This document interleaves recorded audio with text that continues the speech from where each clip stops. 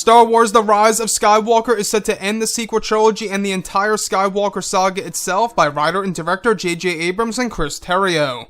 This is Mike Zero. If you guys are new to the channel, do make sure to subscribe to see future Star Wars content.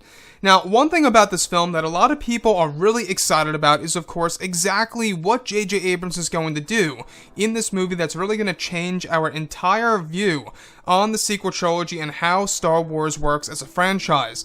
Now, we also know that The Rise of Skywalker is not just a big deal to Disney and Lucasfilm, it's also a big deal to the Star Wars community ever since The Last Jedi Backlash and everything that went along with it and its effect on Solo: A Star Wars Story, everything.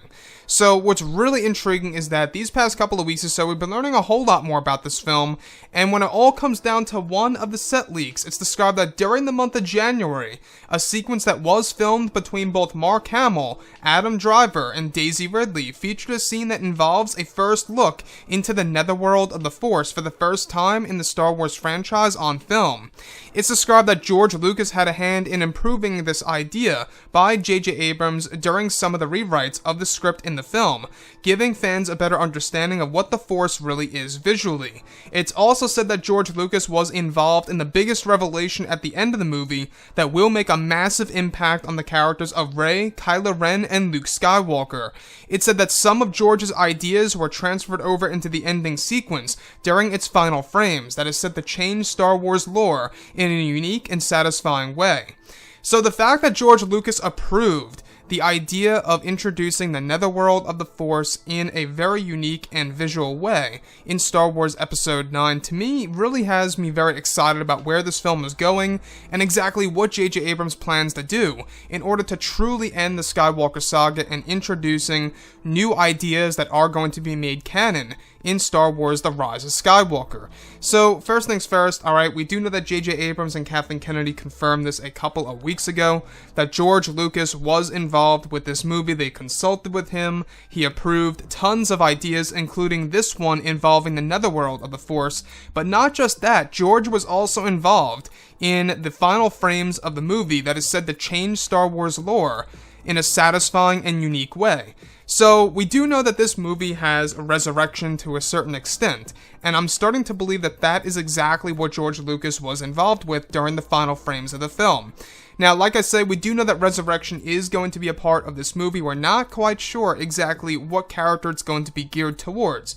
It could be Luke Skywalker, it could be Emperor Palpatine, heck, it could be Kylo Ren.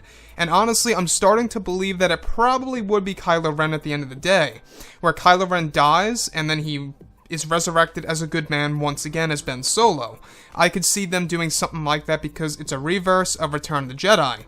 Now, what I like about George, though, and what I like about what J.J. Abrams is doing here, is that this is very respectful for George Lucas, not only as a person, but as a director and writer, the man who created Star Wars himself back in 1977. Let's not forget about that. So, when we think about Episode 9, the fact that George is attached, I've seen a lot of people expressing a lot more enthusiasm about this movie and having a lot more hope about the film. Some people are thinking that maybe Kathleen Kennedy and George only confirmed George Lucas and his involvement this way. If the film doesn't do that well, they could actually blame him for a couple of parts. But I don't think that's going to happen. I think that since George is involved, I think that we're going to see some great things in this movie, and we're going to definitely see and able to see exactly what George did. You can just usually tell what George Lucas does in a Star Wars film.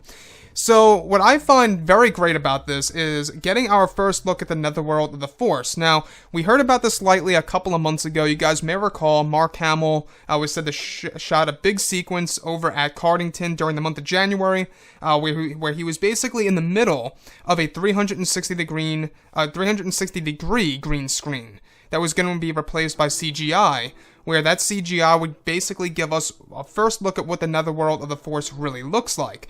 And I'm not quite sure if this is really going to fly well with fans, you know, on the big screen in a live-action movie. We've gotten stuff like this in the comics. We've gotten this where Darth Vader enters the spiritual realm and all crazy things like that. And that could have very well been the beginning of where things are really heading for the Star Wars franchise. But like I say, I think that, you know, what they're trying to really do here It really seems like that they're trying to introduce a different side of Star Wars that can open up so many different possibilities for future Star Wars movies and TV series and whatever have you, right? So I think that the netherworld of the Force being explained and explored in this film, and how George was involved and approved this idea for JJ and Kathleen Kennedy and everybody else involved with this movie, like Chris Terrio, I think that this really has potential. It really does have potential to be the best Star Wars film in the sequel trilogy, without a doubt. Anyways, guys, drop a comment below. Let me know what you think about all of this in the comments. And if you guys did enjoy the content for today, do make sure to drop a thumbs up on this video to support the channel. I thank you all so very much for the kind support, and I'll catch you guys next time.